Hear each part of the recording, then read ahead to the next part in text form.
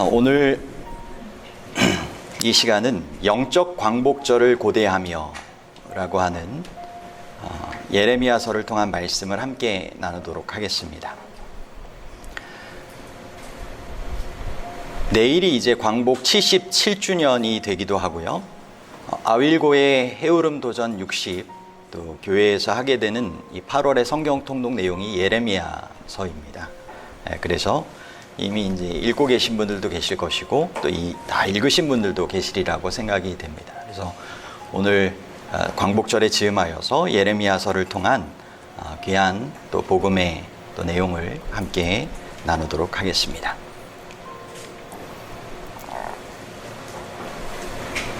조선 이 명문가의 6 아들과 또 신흥무관학교의 이야기가 있습니다.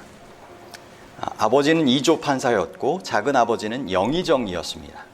무엇보다 이 가문은 조선에서 당시에 세 손가락에 들 만큼 엄청난 경제력을 가진 집안이었다고 합니다.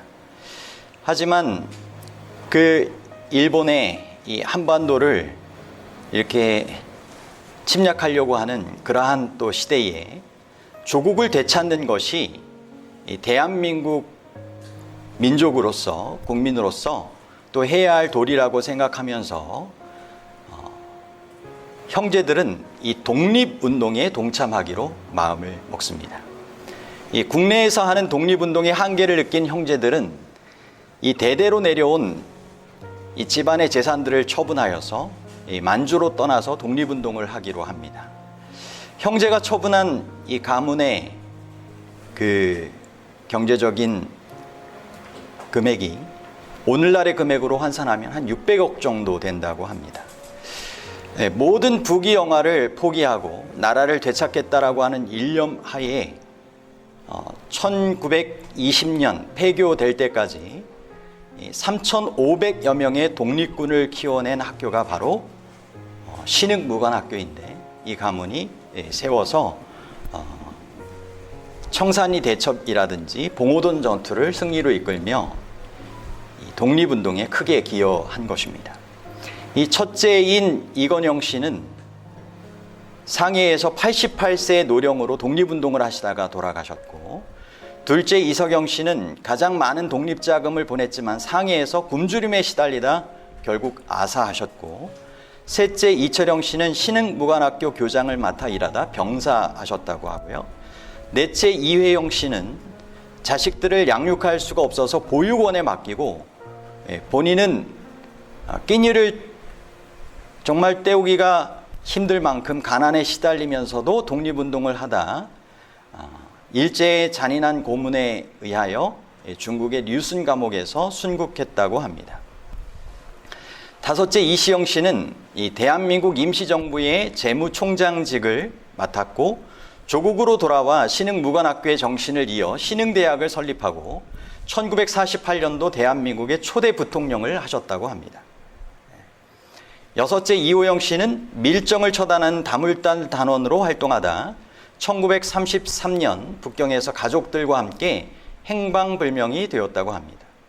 이 6 형제들은 이 가문의 모든 재산을 그리고 본인들의 이 생명까지 바치면서 이 독립을 위하여 헌신했던 것이죠. 그런 희생들이 있었기 때문에 또한 이 외에도 많은 이들의 헌신과 또 노력이 있었기 때문에 현재 우리가 누리고 있는 대한민국의 또 자유와 또 행복을 우리가 누리고 있다라고 생각하며 감사한 마음으로 또 우리 시대의 사명을 잘 감당해 가야 하리라고 생각이 됩니다. 저는 오늘 이 시간 이 영적 광복절을 고대하며라고 하는 이 주제를 가지고 특별한 영적 독립운동가로 예레미야를 부르신 그 성경적 사건을 함께 나누고자 하는 것입니다. 예레미야 1장 5절로부터 7절, 8절, 9절에 있는 말씀을 제가 보도록 하겠습니다. 내가 너를 모태에 짓기 전에 너를 알았고, 내가 배에서 나오기 전에 너를 성별하였고, 너를 여러 나라의 선지자로 세웠노라. 너는 아이라 말하지 말고 내가 너를 누구에게 보내든지 너는 가며 내가 내게 무엇을 명령하든지 너는 말할지니라. 너는 그들 때문에 두려워하지 말라. 내가 너와 함께하여 너를 구원하리라. 나 여호와의 말이니라. 보라, 내가 내 말을 내 입에 두었노라. 예레미야는 여호와께서 지정하여 보내셨다라고 하는 뜻입니다. 제가 기도하면서 가만히 예레미야의 상황이 어땠을까? 예레미야의 그런 이 역할에 대해서 생각을 해 보았습니다. 정말 여호와께서 이 지정하여 보내신 그 시대적인 상황이, 그 위치가 참 쉽지 않았습니다. 그 어려움 가운데서도 변함없이 또 하나님께서 맡기신 그 일을 위하여 주님께서 세우셨고 보내셔서 그 일을 감당하게 하신 것입니다. 저는 다시 한번 생각을 해보기는 하늘집이 하나님을 믿는 사람들을 위하여 준비되어 있는 것이 확실한 것처럼 이 세상에서 우리가 하나님을 위하여 일할 특별한 자리가 정해져 있다라고 하는 것 또한 확실하다라고 하는 말씀을 기억해 봅니다. 하나님께서는 우리 각자를 주님께서 바라시는 이 영적인 독립운동을 위하여 영적 광복절에 귀한 축복을 함께 경험하게 되도록 우리를 또한 부르셔서 보내시고 사용하기를 원하신다라고 하는 것입니다. 우리의 가정에, 우리의 이웃들에게 주님 안에서 맞이할 수 있는 이와 같은 영적인 그런 광복을 함께 경험하게 될 수 있는 귀한 역할을 하게 되기를 원하시는 것이죠. 예레미야는 회개하라는 하나님의 마지막 초청을 왕과 백성들에게 들려주고자 애썼습니다. 그럼에도 불구하고 그들은 경고의 음성에 귀를 기울이지 않았습니다. 수백 년 동안 아무 일도 없었는데 앞으로 몇백 년은 아무 일도 없을 것이 아닌가. 북방 이스라엘이 아수르에 멸망했지만 남방 유다, 이 예루살렘 성이 있는 이 남방 유다만큼은 멸망당하지 않을 것이다 라고 생각했던 것이죠. 예레미야는 이렇게 주님께로부터 온 기별을 전합니다. 공중의 학은 그 정한 시기를 알고 반구와 제비와 두루미는 그 올 때를 지키거늘 내 백성은 여호와의 규례를 알지 못하도다. 죄로 눈이 먼 하나님의 백성들은 그분의 심판이 다가오는 것을 깨닫지 못하고 회개하지 않았던 것입니다. 그때 당시의 상황을 그래도 좀 더 이해하실 수 있도록 지도를 통하여서 설명을 좀 드려보면, 유대 역사의 말년과 포로 초기에 예레미야가 봉사하게 됩니다. 예레미야의 봉사 초기에는 이 아수르와 애굽과 바벨론 이 3대 세력이 유대 나라 주변의 패권을 투쟁하고 있었습니다. 아수르에 의하여 북방 이스라엘이 722년에 BC 722년에 멸망했잖아요. 그런데 이 아수르라고 하는 나라가 이 바벨론 신흥 강국에 의하여 이제 점령당하게 된 때입니다. 그런데 이 남방 유다는 이 바벨론에 항복하라라고 하는 이 심판의 기별, 또는 그러한 심판에 처하지 않도록 하나님께로 돌아오라라고 하는 이 회개의 기별을 전했음에도 불구하고 하나님의 백성들은 회개하지도 아니하고 바벨론에 항복하지도 아니하고 애굽이라고 하는 나라에 붙으려고 이렇게 정책을 펼쳤던 것이죠. 이 모든 것들이 하나님의 뜻이 아니었고, 그 가운데 이 바벨론에 의하여 남방 유다의 백성들이 3차에 걸친 침공을 당하게 됩니다. 1차 공격 때 다니엘과 그의 친구들이, 그리고 많은 귀족들이 사로잡혀 가게 되는 것이 그때 당시의 역사입니다. 용서의 선행 조건인 진심 어린 회개를 하나님께서 이 예레미야를 통하여 그 시대에 외치게 하셨습니다. 하나님께서는 우리와 화해하기를 원하십니다. 그래서 우리에게도 이미 준비된 용서에 참여할 수 있도록 진심 어린 회개를 하기를 원하시는 것이죠. 예레미야 3장 20절로부터 22절입니다. 이스라엘 족속아, 마치 아내가 그의 남편을 속이고 떠나감 같이 너희가 확실히 나를 속였느니라. 예레미야는 이 호세아의 경험과 기별을 인용하여서 이스라엘 백성들이 아내가 남편을 속이고 떠나감 같이 나를 속였다라고 그렇게 회개하라고 하는 기별을 전한 것입니다. 그리고 이어지는 내용에 보면 22절에 배역한 자식들아 돌아오라, 내가 너희의 배역함을 고치리라. 이제는 아비와 자녀의 관계를 통하여 다시 한번 아버지 품으로 돌아오라고 진심으로 호소하고 있는 것입니다. 요시야가 그때 당시에 선한 왕으로 개혁을 요구했지만 백성들은 겉모양은 회개하는 척했지만 진심 어린 마음에서의 회개가 없었습니다. 우상숭배에 여전히 빠져 있었기 때문에 요시야 왕이 죽은 다음에는 이 남방 유다는 그 말년에 급속도로 우상숭배에 빠져들며 신속한 멸망에 처하게 됩니다. 오늘날도 하나님께서는 우리에게 진심 어린 회개의 마음으로 주님 앞에 돌아오기를 원하시며 우리와 화해하고 주님 안에서의 참된 그러한 이 삶을 살아가게 되기를 원하십니다. 회개와 개혁의 요구의 내용을 예레미야 4장에 보면 저희가 살펴보게 되는데요. 세 가지 방법을 이렇게 설명을 하고 있습니다. 여호와께서 이르시되 이스라엘아, 내가 돌아오려거든 내게로 돌아오라. 내가 만일 나의 목전에서 가증한 것을 버리고 내가 흔들리지 아니하며. 이 가증한 것, 우상숭배에 해당하는 그러한 것들을 버리고 흔들리지 않는 한 마음으로 주님 앞에 돌아오라고 하는 것입니다. 그리고 3절에서는 너희 묵은 땅을 갈고 가시덤불에 파종하지 말아라. 하나님의 말씀이 마음밭에 잘 성장할 수 있도록 마음의 묵은 땅을 다시 한번 갈고 가시덤불이 아닌 좋은 땅에 파종하게 되는 그와 같은 일이 있게 되기를 원하셨던 것이죠. 그리고 세 번째로는 스스로 할례를 행하여 너희 마음 가죽을 베고 나 여호와께 속하라. 진심 어린 마음의 변화와 행동의 실천적인 변화가 있기를 원하셨던 것입니다.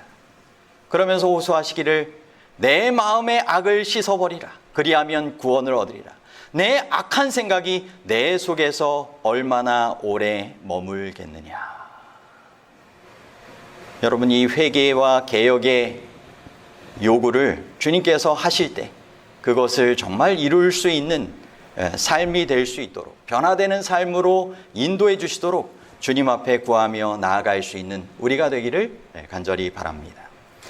정말 오늘날도 우리에게 우상이 아닌 창조주 하나님을 의지해야 된다라고 하는 이 분명한 교훈은 변함없는 성경적 진리입니다. 그리고 우리만 아니라 우리의 사랑하는 가족과 이웃들에게도 창조주 하나님을 의지하는 참된 신앙의 삶을 살아갈 수 있도록 호소해야 하는 것입니다.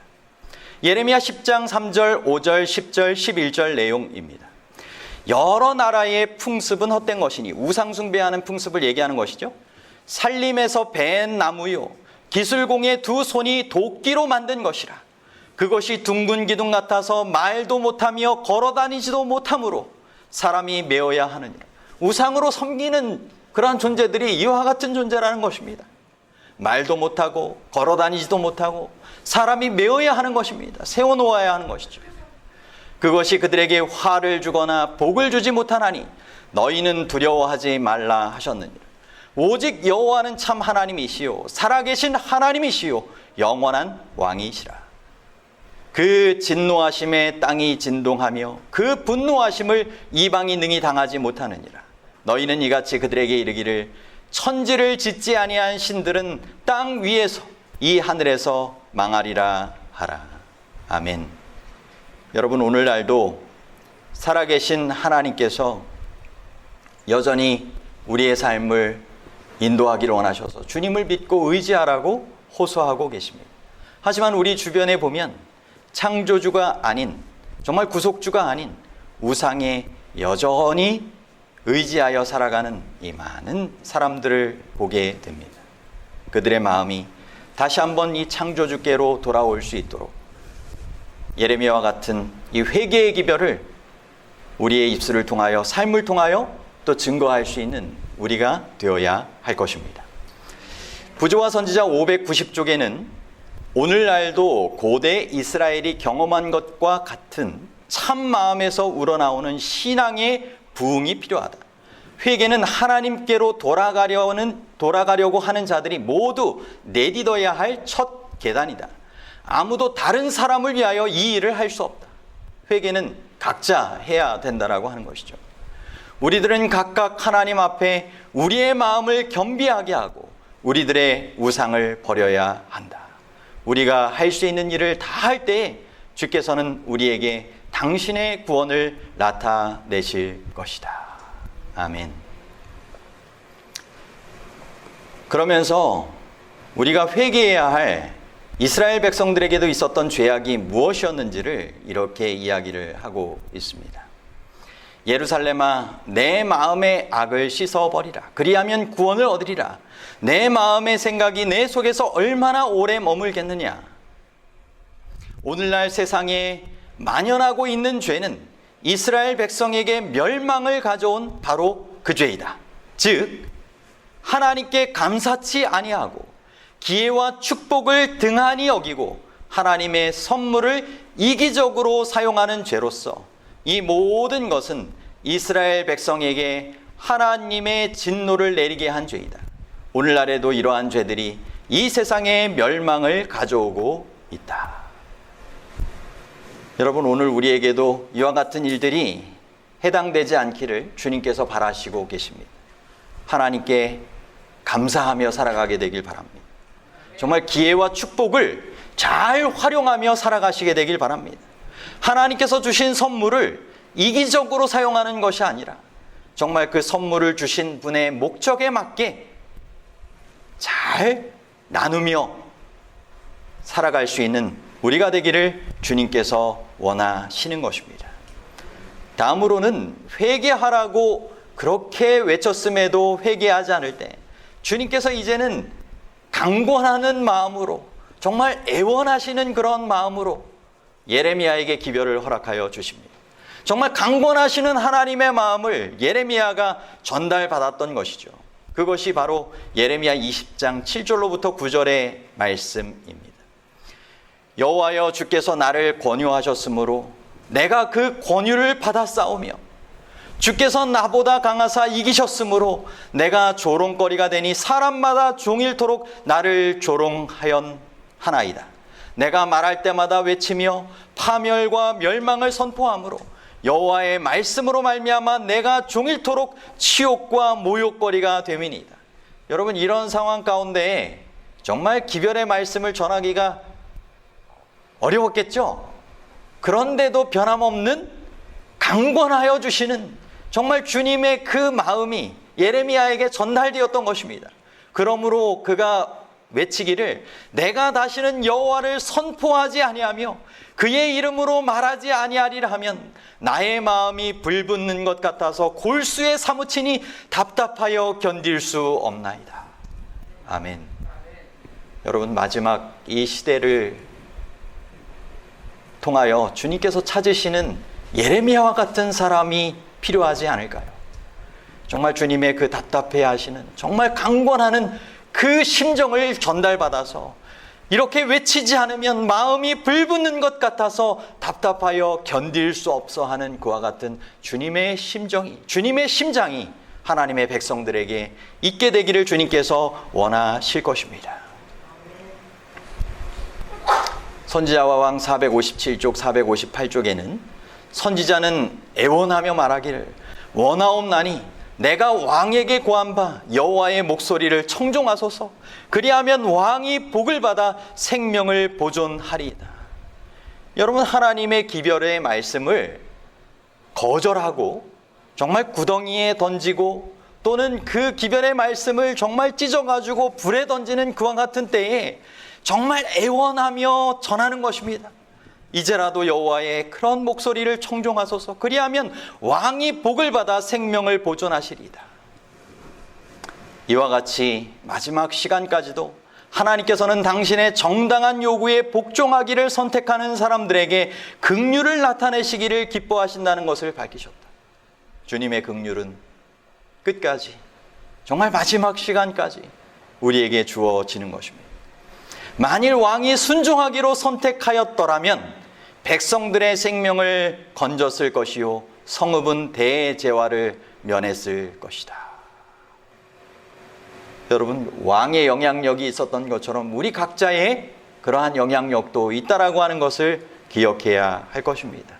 우리가 하나님의 애원에 정말 순종하기로 선택하는 그러한 많은 이들에게 생명을 건지고 정말 화를 면하고 축복에 참여하게 만들 수 있는 하나님의 사람들이 되어야 할 것입니다. 이어지는 내용에 보면 선두에 서서 그 나라를 신속히 멸망으로 이끌어가고 있는 사람들 중에 그들의 왕 시드기야가 있었다. 유다 왕은 선지자들을 통하여 주신 여호와의 권고를 완전히 저버리고 그가 느부갓네살에게 진 은혜의 빚을 잊어버린 채, 바벨론 왕 느부갓네살에게 진 은혜의 빚을 잊어버린 채 이스라엘의 하나님 여호와의 이름으로 행한 그의 엄숙한 충성의 맹세도 깨트리고 선지자들과 그의 은인 느부갓네살과 하나님께 대하여 반역하였다. 자신의 지혜에 자만하여 그는 옛날 이스라엘의 번영의 원수였던 자에게 도움을 청하러 사자를 애굽에 보내어 말과 군대를 구하였다. 여러분, 사람의 지혜를 자랑할 것이 아니고 어떠한 여호와 외에 다른 것에 의지하는 그와 같은 실수를 범하지 말아야 된다라고 말씀하고 계십니다. 정말 예레미야가 유대 왕국에 존재했던 마지막 40년 동안 5 왕들에게 개혁과 부흥의 기별을 전했지만 그들은 하나님의 뜻에 순종하지 아니하고 이렇게 어긋난 행동을 행했던 것입니다. 여호와의 권고를 완전히 저버리는 행동을 했던 것이죠. 우리에게도 마찬가지로 주님의 권고에 귀를 기울이라고 말씀하십니다. 사람들의 마음이 성령의 강권하시는 감화로 부드러워지고 그 감화에 굴복할 때에는 권고에 귀를 기울일 것이지만, 여러분, 이와 같은 무리에 우리가 속해야 되지 않겠습니까? 마음이 성령의 강권하시는 감화로 부드러워지시기를 바랍니다. 그 감화에 굴복하는 그러한 삶을 살아감으로 주님의 권고에 귀를 기울이시며 살아가시게 되길 바랍니다. 그렇지만 그 훈계에서 돌아서서 저희의 마음이 굳어질 때에는 여호와께서는 그들이 다른 감화에 의하여 인도되도록 버려두신다. 진리를 거절함으로 인하여 그들은 자신들의 파멸을 몰고 올 올무가 될 허위를 받아들인다. 여러분, 마지막 때 정말 하나님의 권고를 더 경청해야 할 시기에 우리가 살아가고 있습니다. 각시대대쟁투 488쪽에는 속죄의 봉사가 마칠 무렵의 광경은 실로 엄숙하다. 거기에 관련된 관심은 참으로 심각하다. 심판은 오늘날 하늘에 있는 성소에서 진행되고 있다. 이 사업은 오랫동안 계속되어 왔다. 신속히, 얼마나 신속히 오늘날 살아있는 자들의 사건이 취급될지 아무도 모른다. 어미하신 하나님 앞에 우리의 온 생애가 드러날 것이다. 이 시점에서 각 사람이 구주의 권고에 유의하는 것이 무엇보다 요긴하다. 주의하라, 깨어있으라. 그때가 언제인지 알지 못함이니라. 여러분, 마지막 이 구원의 역사가, 예수님의 지성소의 속죄의 봉사가 마칠 즈음에 우리가 살아가고 있다는 것입니다. 그러므로 매일 매순간 성령을 통한 구주의 권고에 유의하며 살아갈 수 있는 우리가 되라고 주님께서 여전히 우리에게 권고하시며 애원하시는 그 음성을 들으시게 되기를 바랍니다. 마지막으로 예레미야는 소망의 기별을 전합니다. 하나님 안에서 이 세 가지 중요한 소망의 근거를 예레미야 20장 4절, 7절, 10절은 이렇게 기록하고 있습니다. 만군의 여호와 이스라엘의 하나님께서 예루살렘에서 바벨론으로 사로잡혀 가게 한 모든 포로에게 이와 같이 말씀하시니, 여러분, 그들이 바벨론의 포로로 붙잡혀 가게 된 것은 바벨론이 강하기 때문만이 아니었습니다.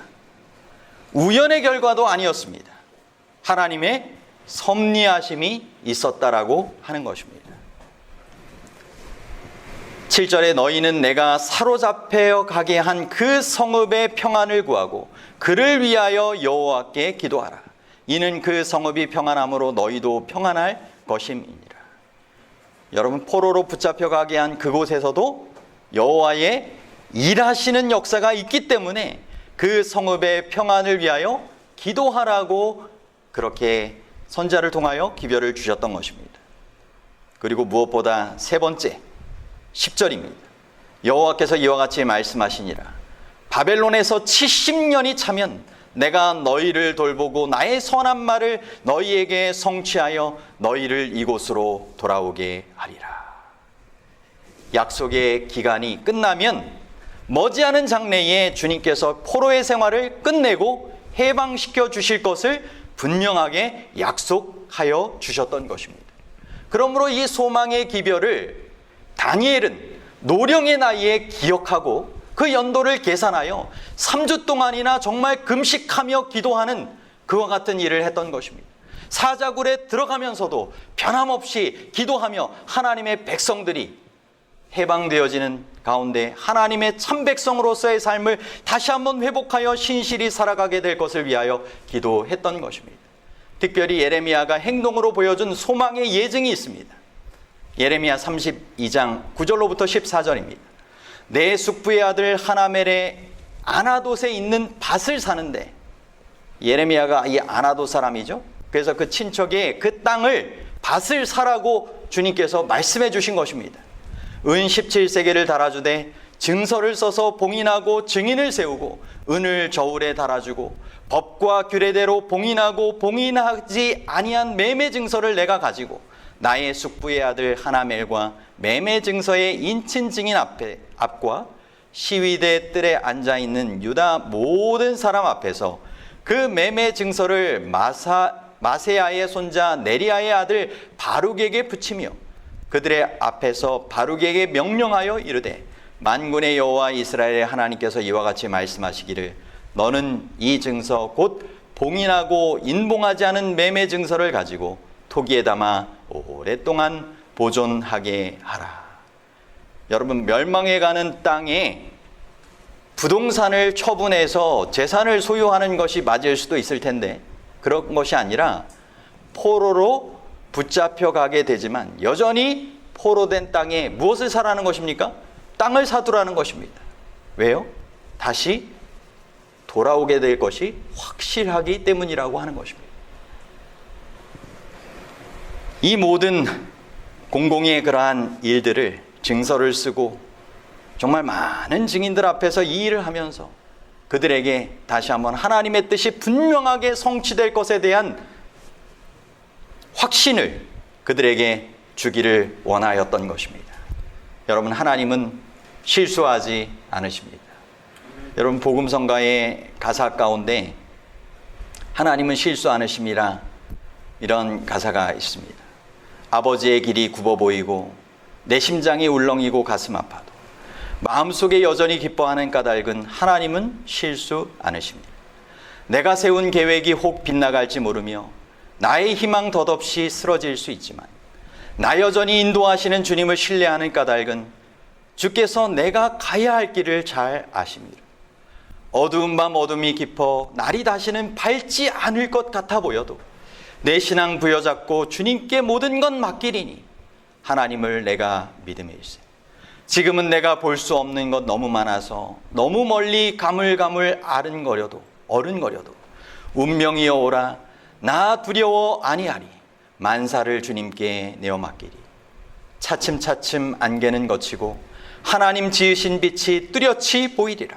가는 길이 온통 어둡게 보여도 하나님은 실수하지 않으심이라. 아멘. 여러분, 하나님께서 보시는 큰 그림을 우리도 믿고 신뢰하며 바라볼 필요가 있는 것입니다. 이 구원의 역사를 마치는 그 일에 우리가 하나님 편에 서서 하나님의 일을 감당하도록 우리에게 예레미야처럼 서서 주님의 지정하시는 그곳에서 그 일들을 행하라고 말씀하시는 것입니다. 여러분, 예레미야를 통하여 주시는 가장 핵심적인 기별은 예레미야 29장 11절로부터 13절에 있는 말씀이라고 생각이 됩니다. 여러분 잘 아시는 말씀이죠. 여호와의 말씀이니라. 너희를 향한 나의 생각을 내가 아나니 평안이요 재앙이 아니니라. 너희에게 미래와 희망을 주는 것이니라. 너희가 내게 부르짖으며 내게 와서 기도하면 내가 너희들의 기도를 들을 것이요 너희가 온 마음으로 나를 구하면 나를 찾을 것이요 나를 만나리라. 아멘. 여러분, 하나님께서 주시는 그러한 생각, 그것을 우리의 마음에 믿고 받아들이시게 되길 바랍니다. 주님께 부르짖으며 기도하시게 되길 바랍니다. 주님을 구하면 주님을 찾고 만나게 되는 경험이 있게 될 것이라고 분명하게 말씀하고 계십니다. 산상본 100쪽에서 101쪽의 내용이 너무 좋아서 제가 맨 마지막 내용으로 함께 나누고자 합니다. 미래의 사건들이 비록 그대의 눈에는 보이지 않지만 전능하신 그분의 눈에는 환히 다 보인다. 해야 할 일들을 스스로의 손으로 처리하고 성공을 얻기 위하여 자신의 지혜를 의지할 때는 하나님께서 맡기지 않으신 짐을 지며 그분의 도움 없이 그것을 나르려고 애쓰게 된다. 하나님께 속한 책임을 우리가 짐으로써 사실상 자신을 하나님의 위치에 두는 것이다. 우리는 어린아이가 사랑하는 부모를 의지하는 것처럼 하나님을 의지해야 한다. 그리하면 우리의 뜻이 하나님의 뜻에 삼켜지기 때문에 근심과 걱정이 사라질 것이다. 우리가 내일 일을 오늘 지을 때 그리스도께서는 도움을 약속하지 않으신다. 그분께서는 내 은혜가 내게 족하도다고 말씀하신다. 그러나 광야에서 만나를 주신 것처럼 그분의 은혜는 그날의 필요를 위하여 매일 주어진다. 순례 생활 중에 있던 이스라엘 백성처럼 우리도 아침마다 그날에 필요한 양만큼 하늘의 떡을 공급받을 수 있다. 우리에게 속한 것은 한 날뿐이며 이 날 동안 우리는 하나님을 위해 살아야 한다. 이 한 날 동안 우리는 성실한 봉사를 통해 우리의 모든 목적과 계획을 그리스도의 손에 의탁하며 모든 염려를 그분께 맡겨야 한다. 그것은 그분께서 우리를 돌봐주시기 때문이다. 나 여호와가 말하노라. 너희를 향한 나의 생각은 내가 아나니 재앙이 아니라 곧 평안이요 너희 장래에 소망을 주려 하는 생각이라. 너희가 돌이켜 안연히 처하여야 구원을 얻을 것이요 잠잠하고 신뢰하여야 힘을 얻을 것이오늘. 맨 마지막 말씀 너무 좋습니다. 함께 좀 주목해서 보시면 좋겠습니다. 매일 주님을 찾는 가운데 회개하고 하나님 안에서 영적 선택을 자유롭고 즐거운 마음으로 하며 그분의 영광스러운 초청에 기쁜 마음으로 응하여 그리스도의 멍에 곧 순종과 봉사의 멍에를 맨다면 모든 불평이 없어지고 모든 어려움이 제거되며 현재 직면하고 있는 모든 복잡한 문제가 해결될 것이다. 여러분, 온전한 신뢰의 마음으로 주님의 기별에 유의하여 순종하며 나아가시게 되기를 바랍니다. 주님께서 우리의 삶에 뜻하시는 것은 재앙이 아니로 곧 평안이요 장래에 소망을 주려 하시는 생각입니다. 그것이 오늘 매일의 삶을 통하여 우리에게 경험케 해주기를 원하시는 삶이 되는 것입니다. 여러분, 회개의 기별, 권고의 기별, 소망의 기별을 믿음으로 받아들이고 온전히 순종하며 전함으로 고대하는 영적인 광복절을 기쁨으로 맞게 되시기를 간절히 바랍니다.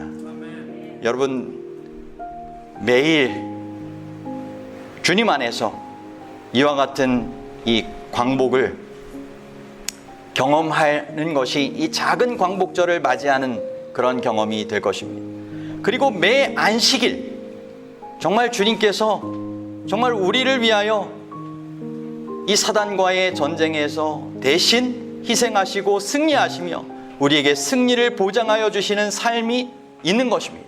창조주 하나님, 구속주 하나님을 만나는 이와 같은 매 안식일이 영적 광복절의 경험이 또한 될 것입니다.